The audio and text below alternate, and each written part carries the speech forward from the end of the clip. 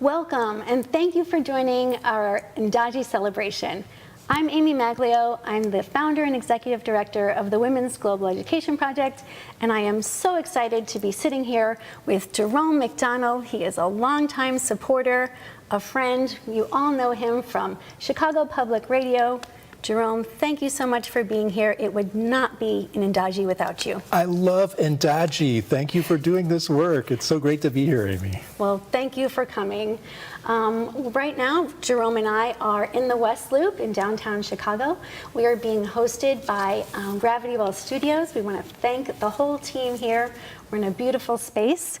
And thank you for donating your time. So Jerome and I were talking before the show, and we really miss the in-person Ndajee. We're going to miss seeing all of you terribly. I love the Women's Global community. You're great people. You're a lot of fun to party with, and we'll Ndajee again soon.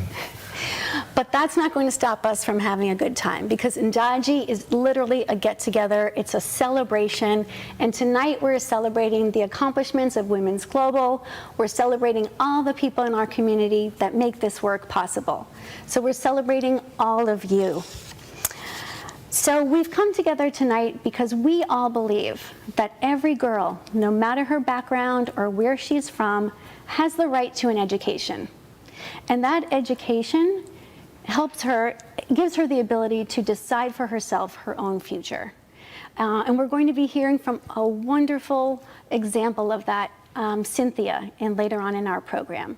She is a scholar of ours. She's at the university, and she is going on to fulfill her dream of becoming a poet and a writer. It's really incredible. And with all of the issues going on today, we want to especially thank all of you for carving out this time to think and to act for women and girls who are so far away, but who also really need our support. And, you know, I think Women's Global provides something really crucial. In my heart, I know that women should be educated at the same rate that men are. And, you know, in the U.S., I recently heard that, you know, there's more women enrolled in college here than men now. But in many parts of the world, the way opposite is true. And, you know, it just feels right to be educating young women and girls and at the same rate and try to get the ball rolling. Education is such a great bang for your buck in the development world. It's the surest bet there is. I love the work. Thanks, Jerome. We're just trying to give every girl that chance. We've got a great program tonight. So we're going to kick it off with a dance performance by Chicago's very own Ayodele. So sit back, relax, and enjoy the dancing.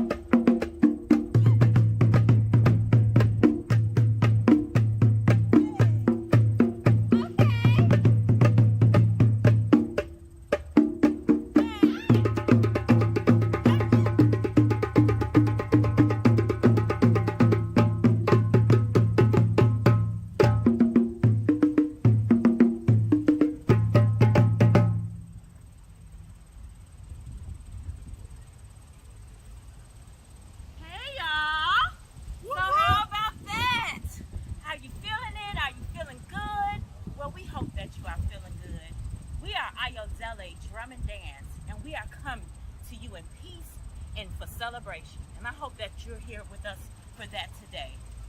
We are a group of women who study and perform and love and live in the culture of West African drum and dance and the dances of the diaspora.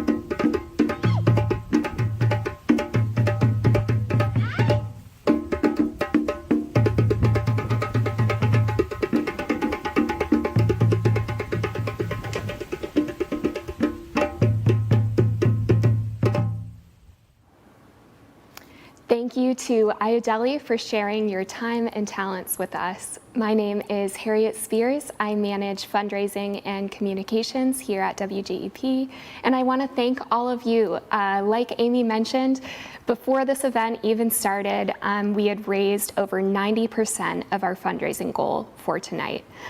So at any point during this event, please feel free to make a contribution to help us reach that goal and support girls' education in rural Senegal and Kenya. So you can do that by visiting Ndajee, ndajee.cbo.io, or by texting Ndajee, same spelling, to 56651. We've also got a silent auction going until 8:30 tonight with dozens of amazing items, from a signed Chicago Bears football to a getaway to Mexico. So make sure to check that out as well. For our next segment, I am so thrilled to introduce our 2021 Impact Award winners. This is a tradition every year at WGEP to honor members of our community who have made a phenomenal impact in this work. This year, we're honoring two amazing women, Molly Waite, who is a longtime supporter and advocate for girls' education, and Aniseta Kariga, our Kenya Program Director and the founder of Tharaka Women's Welfare Program. We are so thrilled to connect both sides of our work, our programming on the ground with Aniseta, and our supporters worldwide who make this work possible. So please enjoy this video made with production partner Aggressively Compassionate, and I'll be back shortly. Thanks so much.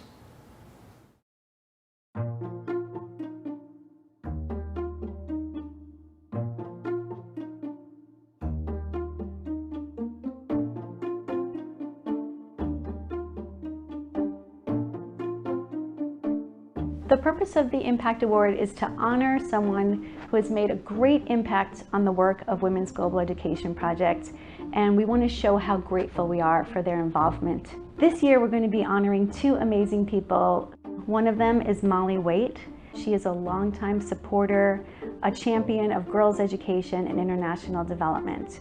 The other one is Aniseta Kariga. She is the founder and executive director of Tharaka Women's Welfare Program, the organization that Women's Global partners with in Kenya on the ground. My name is Molly Waite. I'm a teacher, or was a teacher. I'm retired.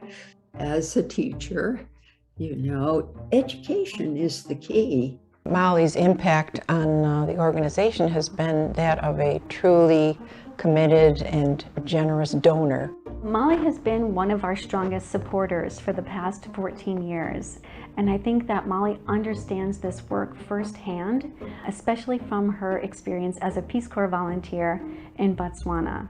I joined the Peace Corps when I was 65, and I learned an awful lot. You know, Molly joined the Peace Corps in her retirement years, and this is a time when you could relax and maybe move to Florida, but not Molly. She wanted to give back, and I love this adventurous spirit to learn and to listen at a time when she really didn't have to. I feel fortunate to be able to help an organization such as Amy, which is so aware of conditions on the ground. The impact is direct, the impact is efficient.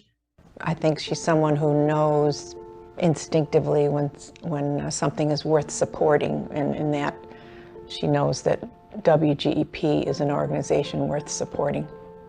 I think those of us who have the capability of donating have a lot of choices to make. If you give money, it goes to the women, goes to the girls, it goes to change, and that's what we need. My mother has been a constant source of inspiration in my own life. She was instrumental in my own and my sister's education. On behalf of my sister and myself, we would both like to thank Aniseta Kariga for her critical work advancing education in Kenya and East Africa. I think Aniseta deserves this award in all kinds of ways, partly because of the legacy she leaves as a woman, as a leader, and as a change agent. I admire her for the person she is and the work she does. Molly and Aniseta met each other in Kenya in the town of Meru. Years ago, Molly was going on a trip to Kenya with her daughter, and at that time, I wanted to get a computer to Aniseta. So I asked Molly, would you be able to swing by Meru and meet with Aniseta to give her this computer? And Molly was elated. Sure, of course I will. Molly, I'll never forget you. I remember we hold hands. She talked about the work that we do. She seemed very interested. Even today, I'll never forget her. I consider Aniseta as a very strong person that has a goal and passion for what she does. She sees need, she figures out how to solve problems. I met Aniseta at a conference in Washington, D.C., actually. I was just starting Women's Global, and she was flown there to talk about her anti-FGM program. And so we've been supporting that work for the past 13 years. She has such a tremendous respect in the community, so she's been able to accomplish so much. Aniseta is a selfless woman. She's very hardworking. She makes friends wherever she goes. Whenever you are with her, she must make you laugh. She is more of a mother to me than a boss and a co-worker. One of the favorite moments with Aniseta is when I was dancing the traditional folk song with her. She was doing it so nice. Aniseta is a strong leader. with visionary traits that inspires the people in the community and the staff that she works with. Being the vision bearer, I would say she carries TWWP at heart. I'm glad she is passing the knowledge from one generation to another. When I see the girls that have assisted achieving, and when they go doing jobs in the offices, they are teachers, they are, diplomats or something, I feel that I'm doing the right thing and the thing that is helping other people. I am a beneficiary of this program. She made sure that I go through secondary and university education, and she has also offered employment in the program, whereby I can be able to feed my family at home and also make my life better. I can be able now to manage my own family and lead the Raka community. Her love is unconditional. Just like Kenya Power lights up the entire country with electricity, Aniseta has lit up and transformed many lives of young girls and women through education and mentorship. Thank you, Madam Aniseta, for making me whom I am today. For helping each and every person in the community. For mentoring many girls in the Raka. Empowering women. Keep it up, Mama, and God bless you. We love you. May your legacy live on to be recognized all over the world. Thank you, Molly and Aniseta, for doing this work, for having the faith and trust in me to work with you for so many years. I'm so proud to have had the opportunity to work with both of you, to get to know you, to bring you together, and I'm just so honored to be able to highlight your involvement in this work.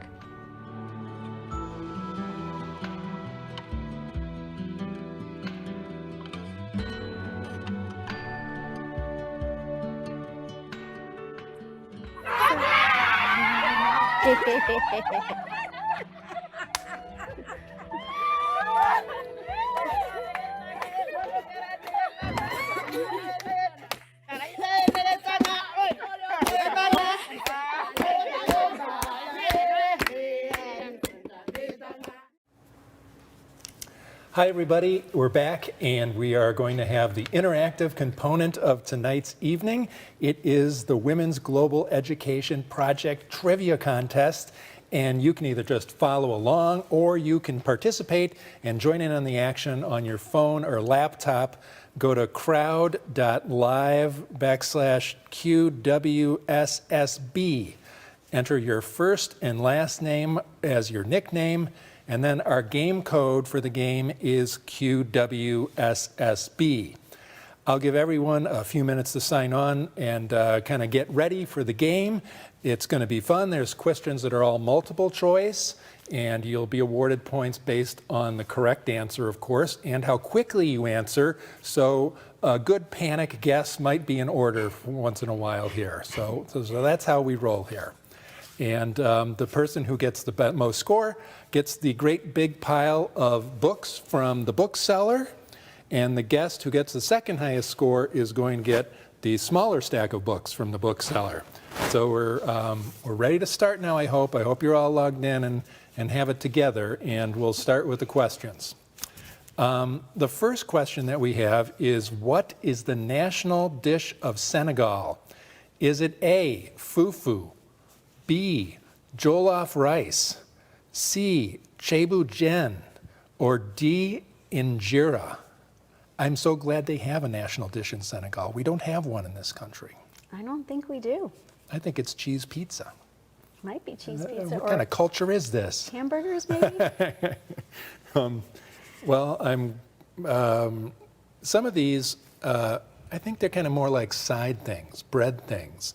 Fufu, that's cassava, isn't it? That's like, it is cassava. That's straight up cassava ball. It's fermented cassava in a ball, and they put sauce over it. So that's not going to be the correct answer. What's the correct answer? So if you guessed C, ceebu jen, you're correct. Ceebu jen actually means in Wolof fish and rice. And so in Senegal, they have fish and rice with different vegetables. And it's really delicious. You eat it all together in one big pan. It's kind of like African paella? How's Sort of. that? With Sort clams, of. clams and fish? I don't know. It's a big pot. The second question, which of the following is not a women's global education program? A, Sisters to School. B, Sister to Sister. C, Our Sisters Read. D, Our Sisters Lead. All right, so there was a time you only had one program? There was when we first started, we only had one program. It was about, first and foremost, getting girls into school and helping them to stay in school. All right, that would be Sisters to School. I don't know, maybe, maybe not. Well, which one of these is not the program? Okay, so if you answered B, Sister to Sister, you would be correct. We don't have a program called Sister to Sister. We have Sisters to School, Sisters Read, and Sisters Lead. And that goes right up the trajectory of... But maybe next year, Sister to Sister, it sounds like a really good mentoring program, as Harriet says. Let's work that up. The third question, what is the name of the most renowned safari park in Kenya? So get your atlas out. A, Masai Mara. B, Serengeti. C, Nairobi National Park. D, Mount Kenya. All right, so people can consult their atlas as need be, but this is the most renowned safari park in Kenya. That's right. This isn't any Mount Kilimanjaro thing. This is the real deal. This is where you get to see the big five. You get to go on safari. It's a legit safari. All right. So I don't think it's Mount Kenya. So what is it? The answer is, if you guessed A, Masai Mara, you're correct. And this looks like a place almost close by the Women's Global Kenya Project. Well, it's actually not that close to where we work in Kenya. However, if you join our Movement Maker campaign, we're organizing a trip in 2023 to take a group of supporters over to visit our project, to see our work on the ground, and also to visit Masai Mara. And see all the big animals. Question number 4. What is the estimated number of languages spoken across Africa? And this is fun and interesting. A, 39. B, 195. C, 800. Or D, 1,500 languages. We used to have a lot of languages on this continent, but we narrowed it down to mostly English and Spanish and all French. Right. But they still have lots of languages. It's amazing they can even communicate with each other. Some countries have so many languages. So if you answered D, 1,500 to 2,000, you are correct. There's actually over 1,500 languages spoken in the continent of Africa. Well, what was 39? 39 is the number of languages in Senegal alone. And 195? 195 is the number of languages spoken in Kenya. I talked to a Kenyan journalist once who talked about trying to run elections there with so many languages and so many people. It was just hard to have a debate or a conversation, and it's part of the problem. I could imagine. Well, it's question number 5, and you're going to ask this question okay. so that the language stuff comes out okay. So question number 5 is, we're going to test your knowledge on Wolof. So Wolof is spoken in Senegal. We want to know, how do you say "how are you" in Wolof? Is it A, nanga def, B, assalamu alaikum, C, habari gani, or D, muga? What do you think, Jerome? I don't like muga. It's too short. It cannot possibly be "how are you." That's a bunch of words, and muga is just one short word. It could be. It could be. Okay, that's mine. And this is Wolof. All right. I think one of them's Arabic. Yes, you're correct. So if you answered A, nanga def, that's how you say "how are you" in Wolof. You are correct. Nangadef. Sounds nice. And the answer would be Mangi Farek. I am fine, or I am here only. Mangi Farek. And what's Muga? Muga is how you say, how are you in Kitharaka, which is the language that they speak in Kenya where we work. Aha. But none of these are your favorite language, the language that you were closest to when you were in Senegal. That's correct. The way you say, how are you in Serer, my favorite language, is Namfio. Namfio. Mehemen. Well, that's fun. It's fun to have another language. It looks like. So we've actually got winners already? This is so exciting. The winners, the number one winner for the big stack of book is Chris P. And the number 2 winner for the littler stack of book is Jenny. Jenny also won. So congratulations. And Harriet's going to get in contact with you and get you the books. And in our next segment, it's going to be kind of booky itself.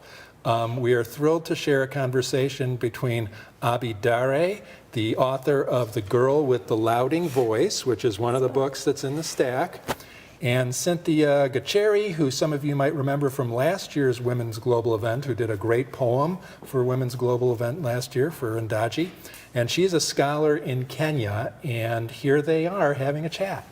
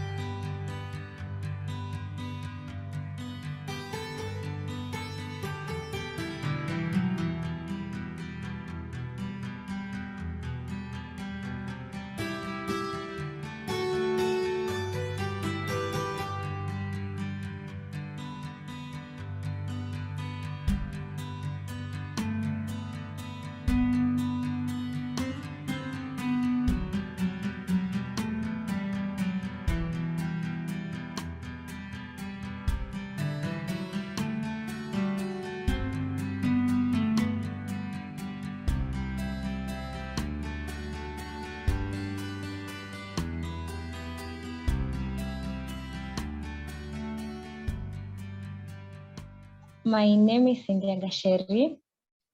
I am turning 20 years today. I'm in Mount Kenya University. I'm studying public relations and diplomacy. And I love nature. I love writing poems and I love reading books. Yes. I come from the Rakanidi County. I have a mom and a brother. I'm Abidare, and I was born in Lagos, which is in Nigeria. It's a city in Nigeria, which is in West Africa. I lived there for about 19 years of my life. I did my primary school, secondary school, and 1 year of university studying French, which I had zero idea about. I have been in England for the last 20 years now, and I love to write.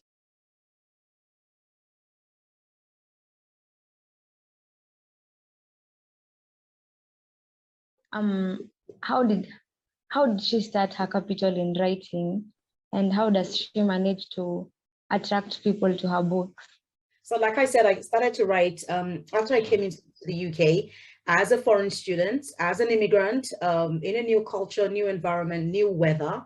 I was trying to navigate what was going on around me, dealing with those feelings. And so I came across an online journal. We call them blogs, you know, and I decided to document my experiences in this blog at that time. And that then became something that was very popular.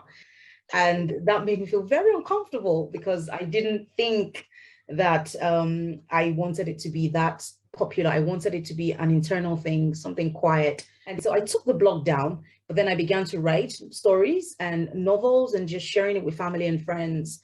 And that's really what it was. But I realized how much I loved it, how it made me feel like I could control something. There's so much about our lives you can't control. But when I'm in the storytelling world, I feel like I'm making a difference. I'm telling stories, I'm sharing values, I'm sharing characters, I'm controlling their lives, which sounds a little bit crazy, but I really enjoyed being able to do that. I think I would advise what I advise myself all the time. For me, it's important to keep my head screwed on, to really focus on the reason for my being, why I'm here today. And I try to take little tiny steps every single day, you know, like a little drop of water makes an ocean. Every single day I take steps towards achieving my goal.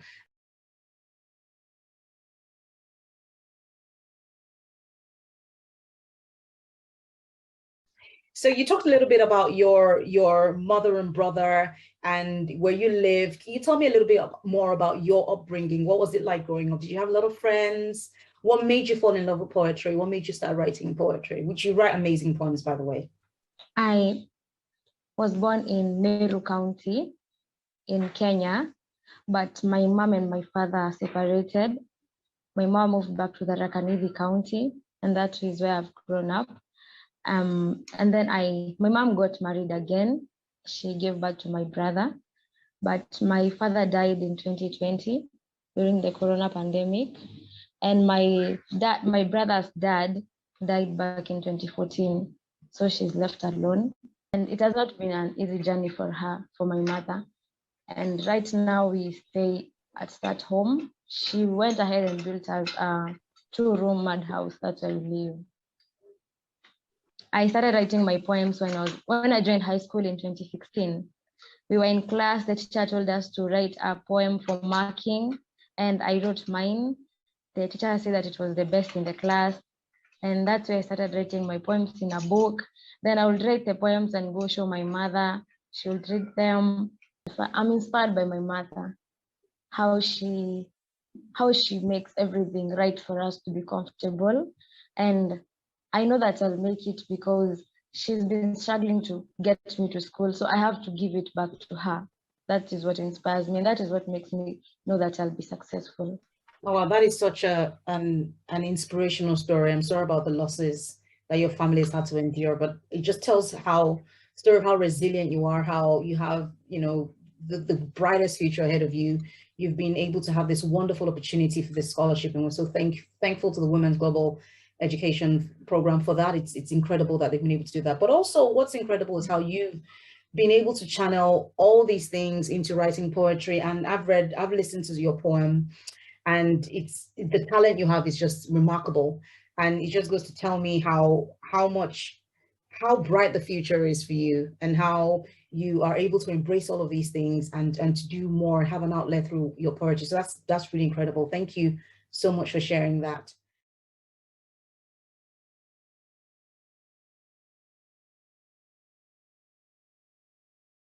The name of the poem is The Girl with No Voice.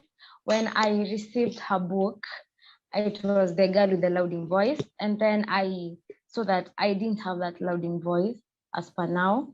And that means this girl with the louding voice has suffered to get where she is, because people with power have been stepping down on her, people with money. That's why she has no voice. Yes.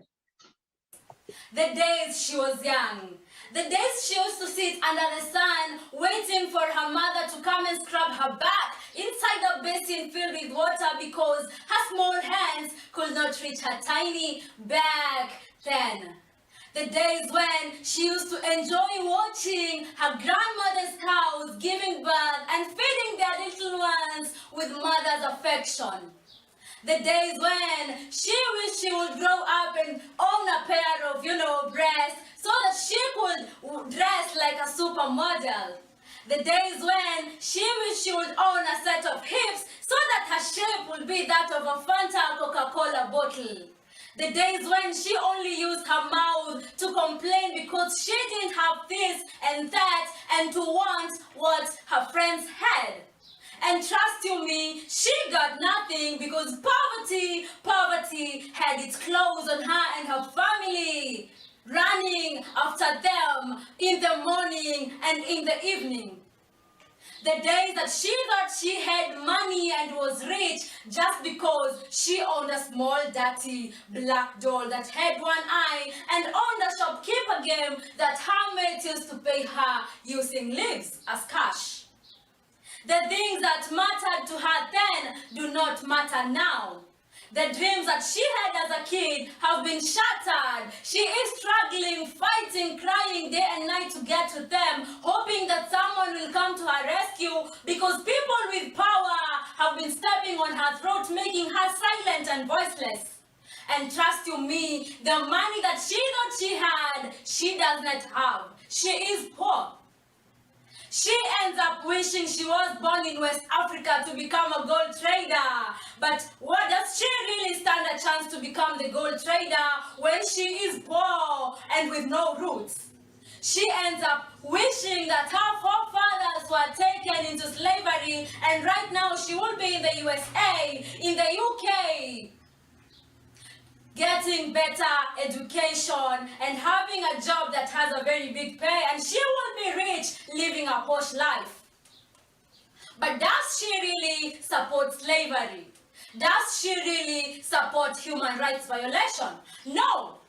This is because she is running around her market saying that Black Lives Matter, a statement that she only heard over the radio, and the statement that she does not understand. Nativeness. She wanted to become a policeman when she grew up to arrest bad people. She wanted to become a lawyer to fight for justice. She wanted to become a doctor to save lives. But she cannot become everything. But God did give her a voice. The voice that she can use to save mankind. The voice that she can use to speak for the voiceless. But what is she going to do to become the voice of the people when poetry is greatly undermining her country, when a very small population of people listen to spoken word and poetry, when very many people treat poetry as cliche? Yet she wants to become the girl with a louding voice. She really wants to become the girl with a louding voice. And trust you me, she will become the girl with a louding voice. Thank you. I think that you transform when you start to speak your poetry. I see that it almost feels like a completely different person from who interviewed me to who you are.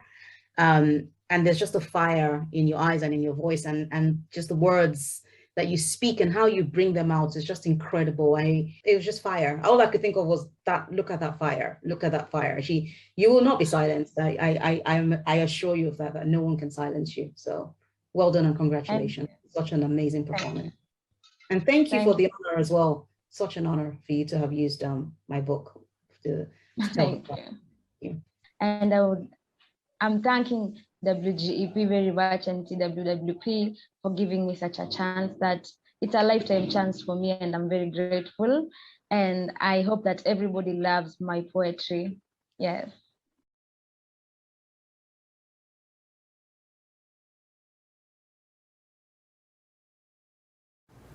Thanks, Abby and Cynthia, for that amazing conversation. It shows you how much real talent is out there and can be unearthed with education. And that Abby is really a kind, nice person. Abby is amazing. She hosted our book club back in the springtime. We had a book club event where she came on and talked to our donors about the girl with the louding voice. So we're so incredibly thankful to have her in our community. And you really pulled that together over multiple continents. Yes, actually, Abby is in London and Cynthia is in Kenya, and we were videotaping it from Chicago, so it took a lot to pull that off, but we think it came out great. Now we're going to show a short video about our programs and the work that we do and how we've been able to support our communities throughout the last year, especially during the COVID pandemic.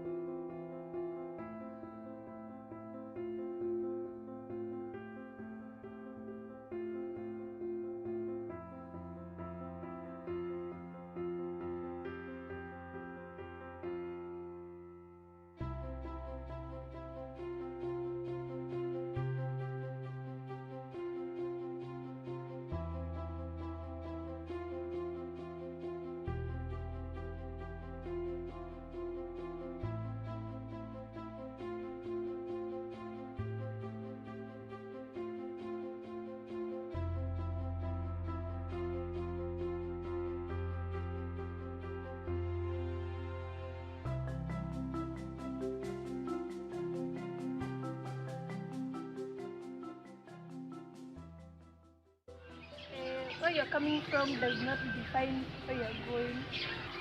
The challenges that you face, they sharpen you, either academically, financially, spiritually, emotionally, socially, in every aspect of life. The challenges that you face, they shape you. They don't come to kill you. Challenges will be there, and you should always be ready to be sharpened by the world for you to become a better product.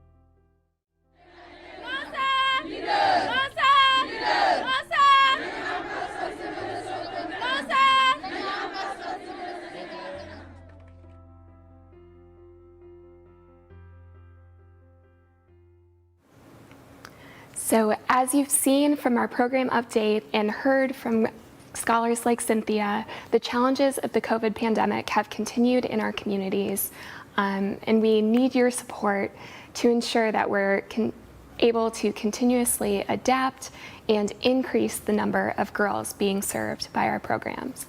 So at this point in the night, if you have not yet made a contribution, we hope that at every level that we go through, you choose the level that feels right for you. This is the virtual paddle raise. Yes. And we're going to throw out the different levels. And to donate, you can visit ndajee.cbo.io or text Ndajee to 56651. Exactly. And we're going to tick off these paddle levels, and we're going to start big and get down and get everybody in here. But we are going to start big at $5,000. It's a transformational kind of gift. And what kind of thing can Women's Global do with $5,000, Harriet? So for $5,000, you will support 100 girls to go through a 4-part reproductive health workshop series. Girls in these programs will learn about topics from STI prevention to avoiding early marriage and early pregnancy, and really understanding their rights and their autonomy around their own bodies.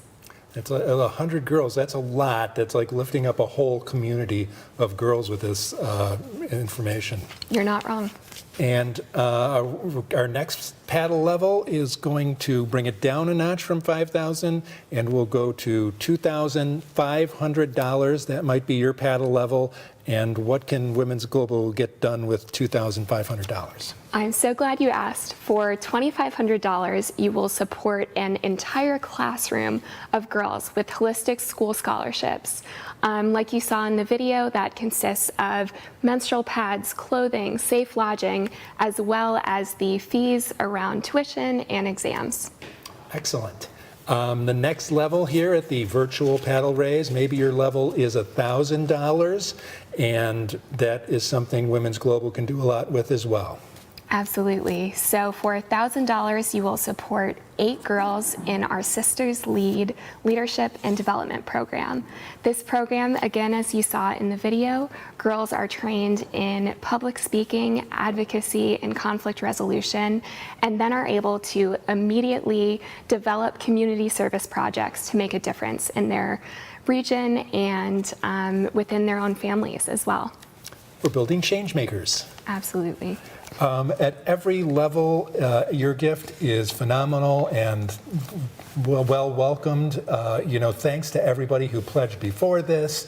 And, it's so great to see Women's Global grow over the years and get support from every level of person in the audience. And we're working down to your level, I am sure. Next up is the $500 level. So for $500, you will support 10 girls through our Alternative Rite of Passage program in Kenya. So together with Aniseta and her team, we help girls transition into adolescence without FGM, making sure that they can stay in school, avoid early marriage, and make healthy decisions about their own bodies. That is so phenomenally great that you do that work, and it is an amazing thing that education is connected to marriage and the whole situation.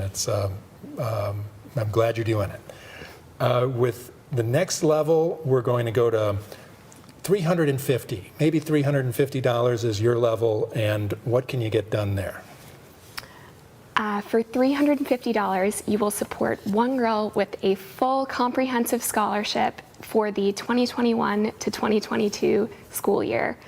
So girls like Frida, who you saw in our program update video, she was a scholar from 2012 all the way through university to 2021, and she just graduated from Kenyatta University with a degree in political science and gender studies. So just one of the hundreds of change makers that are coming out of this program. The bang for your buck is very good there. Now, here we go down to the $100 level, and what can you do with $100 at Women's Global? So $100 is very relevant for the ongoing pandemic. For $100, you will support 4 families and scholars with 25-kilogram bags of rice.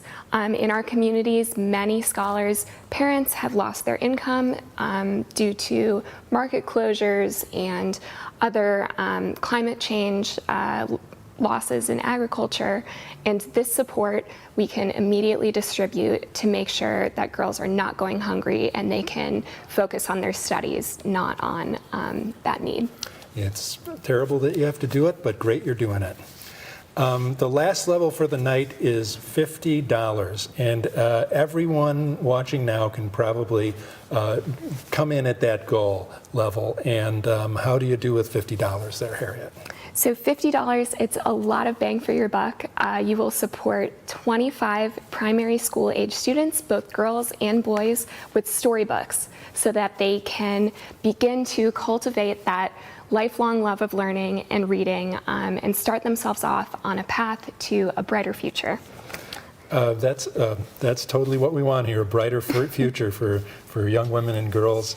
And congratulations and thank you everyone for tuning in, for supporting us, for congratulations to Women Global for doing this great work and growing and expanding all these years. It's just an awesome thing that's going on. Thank you so much, Jerome, and thank you so much for being here, giving him a huge round of applause, and as well for Gravity Well Studio for hosting us in this beautiful space. You have until 8:30 p.m. to make your final bids on our silent auction and make your last donations if you haven't yet already. Before that, we have a final video from Ayodele Drum and Dance to close out this year's Ndajee in Style. So thank you so much, and we, fingers crossed, will see you in person in 2022.